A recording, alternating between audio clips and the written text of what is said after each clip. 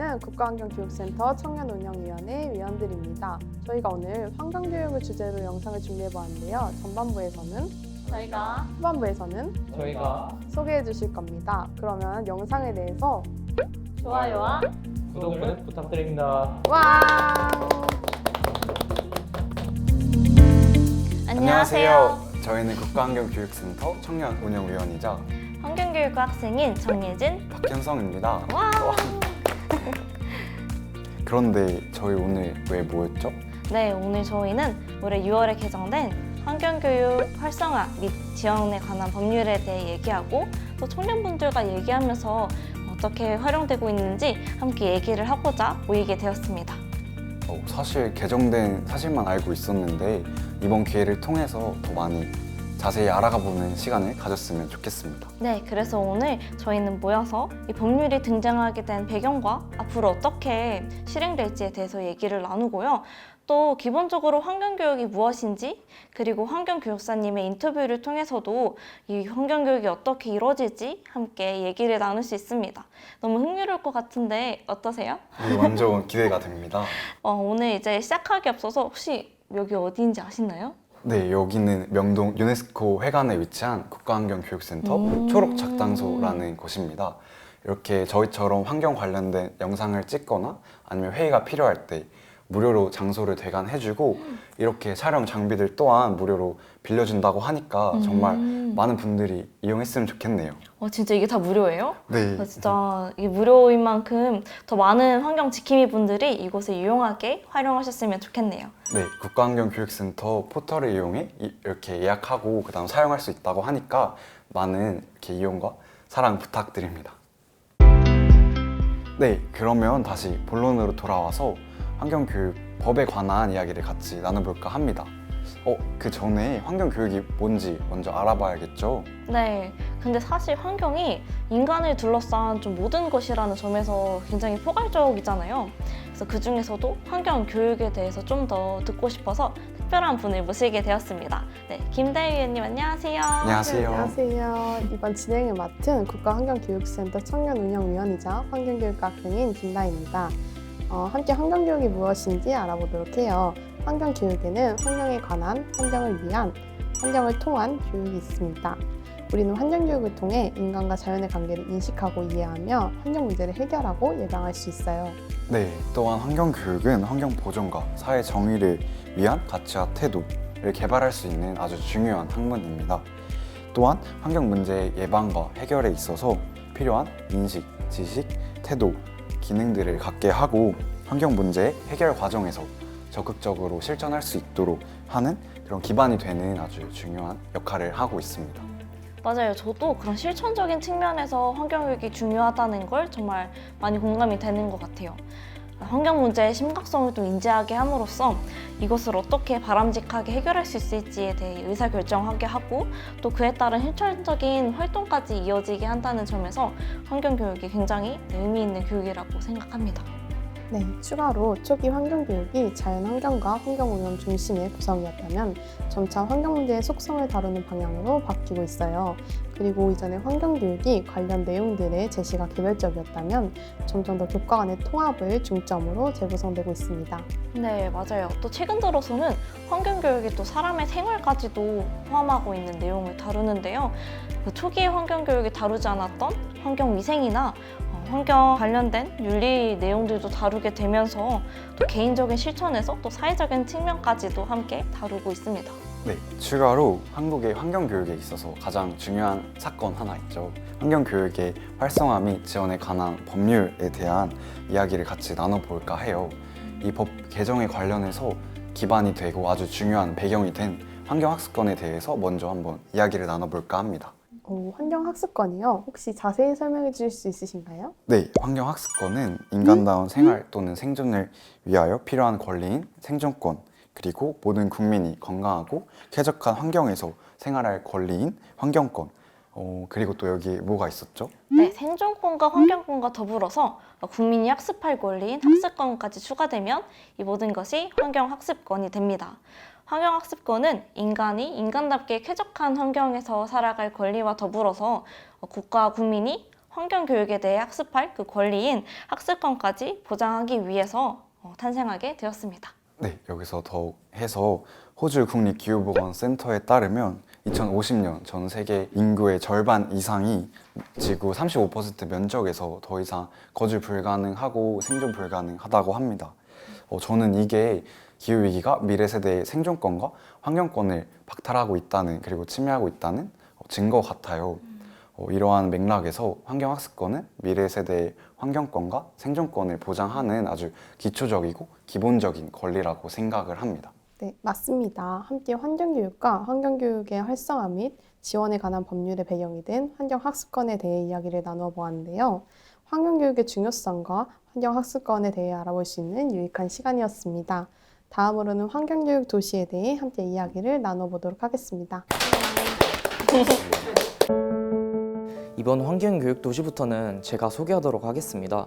환경교육 도시란 환경교육법 제27조에 의해 지정되는 것으로 국가적인 환경 문제 해결을 위한 환경교육의 활성화 및 국민의 친환경 의식 향상에 필요한 환경교육에 대한 지원을 활성화하기 위해 만들어진 제도입니다. 혹시 간단한 영역을 알 수 있을까요? 네, 14년도에 안산에서 환경교육도시 선언이 있었고 19년에 이르러 환경교육도시를 지원하는 방안이 마련되었습니다. 그리고 환경교육법 제27조에 따라 22년에는 인천광역시, 경기도 서울도봉구, 경기 용인시, 경기 안산시, 충남 서산시가 환경교육도시로 지정되어 환경교육이 더 발전할 수 있다는 기대감을 갖게 하고 있습니다. 네, 환경교육도시 지정으로 환경교육이 더욱더 발전하면 좋겠네요. 혹시 한국에서 시행하면 좋을 외국의 사례가 있을까요? 일본 서남부 니시노미야시에서는 어린이 활동 지원협회가 있는데 환경청으로부터 승인을 받은 지구관찰클럽 환경학습이 있습니다. 이 중 에코카드 교육과정은 어린이가 환경적으로 바람직한 행동을 하면 지역사회의 참여 어른에게 환경도장을 받을 수 있고, 이 도장을 일정 수 이상 모으면 지구지킴이로 인정하며 배지 수여, 선물 교환 등의 혜택을 받을 수도 있습니다. 특히 지역사회의 어른과 아이들, 지역기관이 유기적으로 연계되어야 한다는 점에서 공동체 기반의 효과적인 환경교육이 아닌가 생각합니다. 네, 그렇군요. 전력 자급이나 저전력 건물은 사실 전시장 같은 곳에서 보는 경우가 많은데 실제 주거에서도 이런 것들을 많이 관찰할 수 있으면 좋겠습니다. 또한 대중교통 체계의 개편으로 환경교육의 실천이 현실에서도 이루어진다면 정말 좋겠네요. 그리고 환경교육과 관련된 행사들도 있지 않나요? 대한민국 환경교육 한마당부터 광역행정구역 단위의 환경교육 한마당이 진행되고 있습니다. 전국 또는 각 지역별 환경교육에 대한 경험을 공유하며 환경교육 체험을 할 수 있는 행사들이 진행되고 있습니다. 관심이 있으신 분들은 환경교육 한마당을 검색해 보시면 좋을 것 같습니다. 혹시 마을이나 농촌에서의 환경교육 사례가 있을까요? 마을이나 농촌에서 환경교육 사례를 알려드릴게요. 마을은 각 특성에 맞는 테마별로 자율지속가능 사회활동을 추진했는데요. 이제 농업환경실천사업 우수마을로 남창마을이 이제 선정되거나, 아산에서 환경교육 시범마을 1년 벼농사 체험 등 충남시에서 환경교육 시범마을을 모집하고 있으니, 이런 식으로 성공 사례와 참여가 늘어나다 보면 농촌의 환경이 개선될 것 같습니다. 지금은 환경도시 시범사업이 학교나 민간단체만으로 이제 구성되어 있지만 학교가 근처에 없고 농촌만 있는 곳도 있어 이런 곳까지 환경교육 영역이 확대도 필요하다고 생각하며, 청년인 젊은 농업인들의 참여를 유도하기 위해 농촌 환경교육 시범마을에서 성과를 낼 경우 사업 신청에 가산점이 있다면 더 좋은 결과를 기대할 수도 있다고 생각합니다. 네, 그럼 환경교육을 전문적으로 하는 기관도 있을 것 같은데요. 네, 맞아요. 이제 사회환경 교육기관 지정제도가 시행 중입니다. 사회환경 교육기관 지정제도에 대해서 설명해 주실 수 있으신가요? 사회환경 교육기관 지정제도는 환경교육법 제15조와 동법 시행령 제14조에 의해 운영되는 제도로, 환경교육 체계적인 관리와 환경교육을 하는 기관은 역량 향상을 위해 이제 지원을 하기 위해 실시된 제도입니다. 네, 이를 통해 많은 환경교육이 이루어질 수 있겠네요. 그렇다면 사회환경 교육기관으로 지정된 단체는 어디가 있을까요? 현재 18개의 광역환경교육센터, 50여 개의 기초환경교육센터가 운영 지정되어 환경교육을 하고 있습니다. 혹시 그러면 사례도 한번 알려주실 수 있으신가요? 이거는 이제부터 제가 말씀드리겠습니다. 예를 들어 하나만 이야기하자면 인천 업사이클에서 위탁되어 운영되고 있는 인천환경교육센터에서는 이제 월미도 등 같은 데에서 이제 생태교육을 진행하고 있기도 하고, 한편 업사이클 에코센터에서는 물품 공유, 벼락시장 혹은 씨앗은행 같은 이러한 것들을 운영하고 있습니다. 특히 인천은 수도권 매립 문제가 있는데 그에 맞춰서 환경교육을 이제 자원순환 교육으로 생애별로 이제 제공하고 있습니다. 네, 그 외에 많은 환경교육센터에서 환경교육을 진행하고 있겠군요. 환경교육을 직접 하시는 분들도 계실 것 같은데요. 네, 그렇다면 환경교육센터에서 일하시는 환경교육사에 대해 말을 안 할 수가 없는데요. 그래서 이번 시간에는 현장에서 실제 환경교육을 실천하고 계시는 환경교육사 두 분의 인터뷰를 가져와 봤습니다. 일단 저희끼리 해서 많이 궁금하신 내용으로 질문을 짜와봤는데요. 한번 영상 보시겠습니다.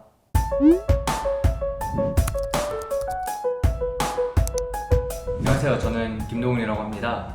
저는 이제 허니랩이라고 하는 이제 자원순환 관점에 부합한 제품을 만드는 기업을 운영을 하고 있고 국가환경교육센터 이제 청년운영위원으로 활동을 하고 있습니다. 만나서 반갑습니다. 안녕하세요. 저는 녹색복지를 꿈꾸는 환경교육사 서주영이라고 합니다. 저는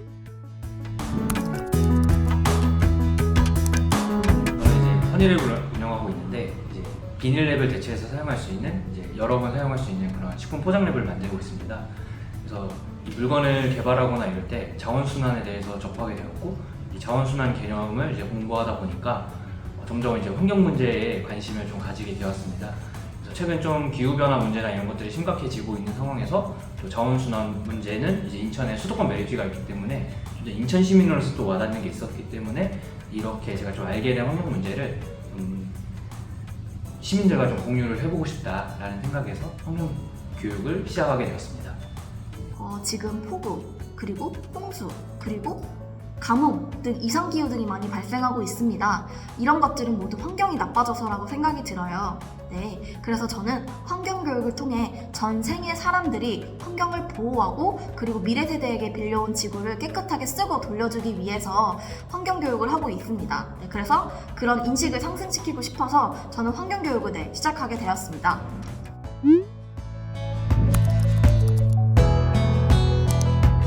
저는 이제 아까 말씀드렸던 것처럼 이제 인천 지역에 수도권 매립지가 있었으니까 이제 그걸로 인한 갈등이 있는데 자원순환 문제를 집중해서 이제 환경 교육을 좀 하고 있고요. 그 외에 이제 기후 변화라든가 이제 환경 전반에 대한 좀 환경 강의를 하고 있다라고 말씀드릴 수 있습니다.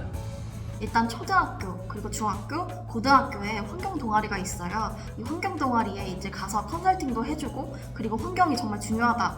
그리고 환경은 왜 이렇게 나빠졌는지에 대한 교육을 하고 있습니다. 그리고 대학교에서도 이런 환경 관련해서 같이 활동도 하고, 그리고 환경 동아리도 있어요, 대학교에서. 그래서 이 동아리를 같이 운영하는 것도 하고 있고요. 그리고 그 이뿐만 아니라 일반인들을 대상으로 해가지고 이 환경교육의 필요성이나 그리고 환경교육을 왜 해야 되는지에 대한 이런 인식을 알리고 있습니다. 네, 그래서 현재 우리가 환경은 중요하고 그리고 지구를 살릴 수 있는 실천 운동이 무엇인지 알리는 역할을 하고 있습니다.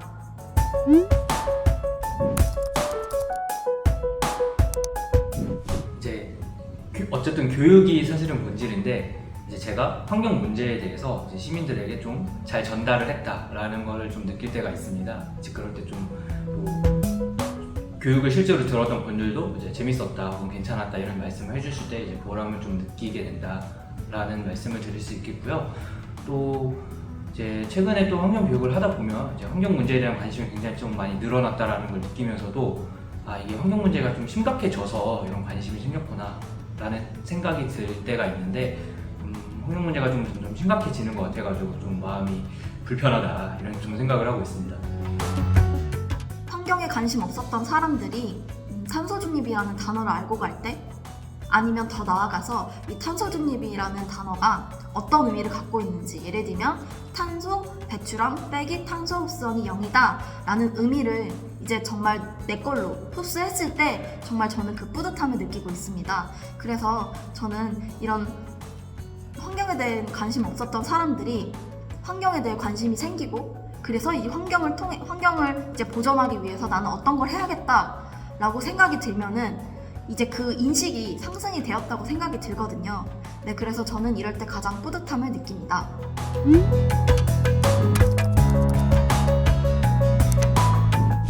처음에 이제 환경 교육을 했을 때는 좀 이렇게 사람들이 조금 의심하는 이게 모양이 있었습니다. 환경 문제를 이제 전달할 때 말이죠. 그런데 이제 최근에는 이제 환경 문제에 대해서 깊게 설명을 하지 않아도 바로 사람들이 조금 더 공감하는 경향이 좀 많아졌다라는 좀 생각이 듭니다. 이제 제가 어렸을 때도 이제 지구 온난화 문제라는 단어를 이제 들어본 적이 있는데 조금 이렇게 추상적으로 와닿던 지구 온난화 혹은 기후 변화라는 개념을 좀 최근에 환경 교육을 나가면 더 빨리 받아들이는 것 같아요.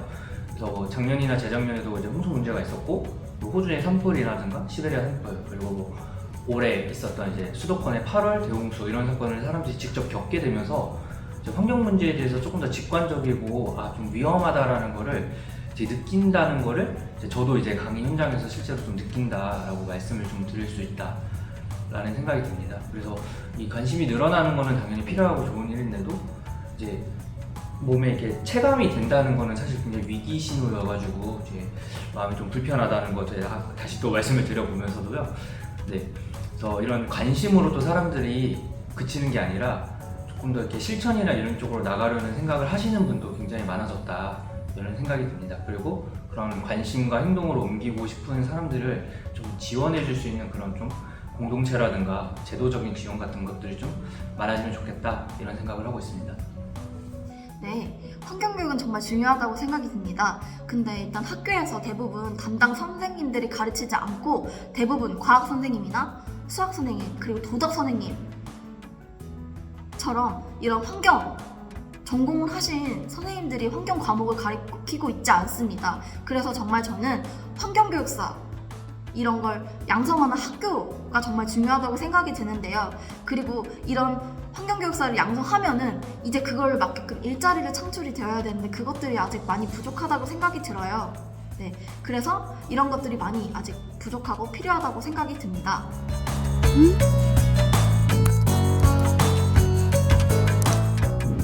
네, 이제 환경교육법의 개정을 전후로 해서 이제 환경교육을 하는 사람들에게 이제 환경교육사 자격을 요구하는 경우가 많아졌습니다.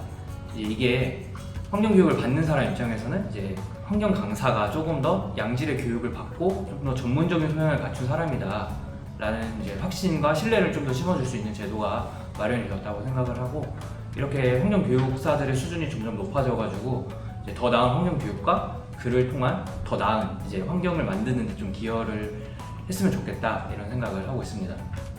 환경교육법이 개정이 되었습니다. 이 환경교육 개정을 통해서 괜찮아진 점도 있지만 약간 아쉬운 부분이 아직 존재하고 있어요. 제가 그래서 그 부분에 대해서 이야기해보고 싶은데요. 먼저 환경교육 동아리가 이제 필수로 만들어져 있는데 담당 교사들이 부재라는 거예요.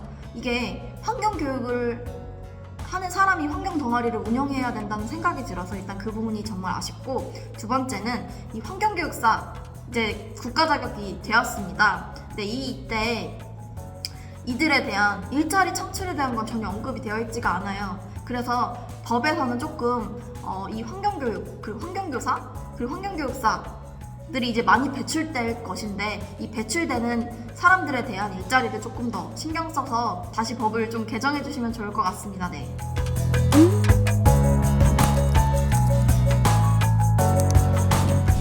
사실 환경교육을 왜 하느냐라는 질문을 먼저 던졌으면 좋겠다라는 생각이 듭니다.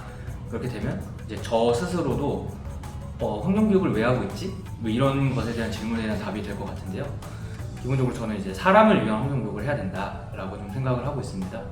그래서 지금 현재를 사는 사람들도 그리고 앞으로 미래 세대를 살아갈 사람들을 위해서도 그 균형 잡힌 환경교육이 좀 필요하다. 그래서 좀 사람을 중심에 두고 사람을 좀 존중할 수 있는 그런 환경교육을 많이 좀 하고 싶다라는 생각을 하고 있고요. 그래서 사람을 이렇게 소외시키지 않는 좀 그런 환경교육을 하는 마음을 좀 가지시면 어떨까라는 점 저는 생각을 하고 있습니다. 미래 세대에게 빌려온 지구를 깨끗하게 다시 돌려주기 위해서는 탄소 중립 실천이 정말 필요한 것 같습니다. 우리 모두 탄소 중립 실천을 같이 해보는 건 어떨까요? 네, 이렇게 현장에 계신 환경교육사 두 분의 인터뷰까지 들어보았습니다. 여러분들은 어떻게 생각하시나요? 우리 장훈 위원님도 한번 등록해보시는 건 어떠신가요? 저도 당연히 등록해야 되고요. 이제 여러분들도 한번 도전을 같이 해보셨으면 좋겠습니다. 이제 마지막 주제가 남았는데요. 우리 청년들이 생각하는 앞으로의 환경교육은 어떻게 이루어져야 될까요? 네, 뻔한 것을 우선 이제 이야기하자 보면 환경교육의 활성화 및 지원에 관한 양 법률에 나와 있는 것처럼 국가와 지역사회 보전, 환경 보전 및 지속할 수 있는 발전에 이바지할 수 있는 시민을 양성할 수 있는 방향으로 이루어져야 될 것 같네요. 네, 맞아요. 거기에 추가로 학교 현장에 계신 분들의 의견도 첨가된다면 더욱 좋을 것 같아요. 그래서 이번에는 미래 환경교사를 꿈꾸는 환경교육과에 재학 중인 대학생들의 의견을 한번 가져와 봤습니다. 의견을 적어주신 분들은 현재 환경교육과가 개설되어 있는 교원대, 공주대, 목포대, 순천대 환경교육과 학생들이고요. 이제 앞으로 미래의 환경교육을 이끌어 나갈 사회인으로서 어떤 마음을 가지고 환경교육에 임하겠다는 각오 혹은 환경예비 교육사로서 느끼고 있는 우리나라의 환경교육에 대해서 물어봤습니다. 많은 다양한 의견을 적어주셨는데요. 여기서 몇 가지만 이제 무작위로 골라서 보면 첫 번째로는 지금처럼 허울뿐인 교육이 아니라 미래 환경 운동가들을 발굴해낼 수 있는 탐구형 교육으로 이루어졌으면 좋겠다. 두 번째로는 2022년 개정 교육과정으로 바뀌면서 본교과 학습으로 많은 과목에서 환경의 하나의 소재로서 교육하게 되는 것도 너무 좋지만 환경은 환경으로서 그 중요성을 가지고 있으며 환경이라는 광범위하고 추상적인 영역을 정리하여 배울 필요가 있다고 생각합니다.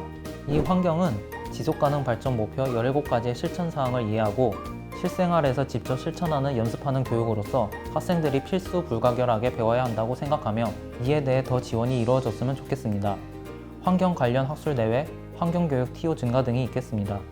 이번 2022년 개정 교육과정에서의 추가되는 고교 학점제에서의 환경교과 이수가 좀 더 유도될 수 있도록 시스템이 갖춰졌으면 좋겠습니다. 세 번째로는 부담 없이 듣고 중요하게 여겨질 수 있도록 환경교육 문화를 변화시키겠다. 네 번째로는 학생들이 참여하여 더 많은 사람들을 위한 환경학습권 보장 및 수업 차시 증가 등이 있겠습니다. 네, 많은 분들이 관심을 갖고 환경교육에 임하고자 하는 포부 혹은 현재 환경교육 제도에 대해 느낀 점들을 많이 이야기해 주신 것 같아요. 이것으로 오늘 이렇게 환경교육법과 환경교육을 지원하기 위한 제도들을 살펴보았습니다. 오늘 살펴본 내용들이 실제 현장에서도 잘 적용이 되어서 더욱더 발전하는 환경교육 그리고 더 나은 내일이 되길 바라겠습니다. 네, 이제 저희가 준비한 영상이 마무리되었는데요. 오늘 저희가 준비한 영상은 재밌게 시청하셨나요? 너무 재밌었어요.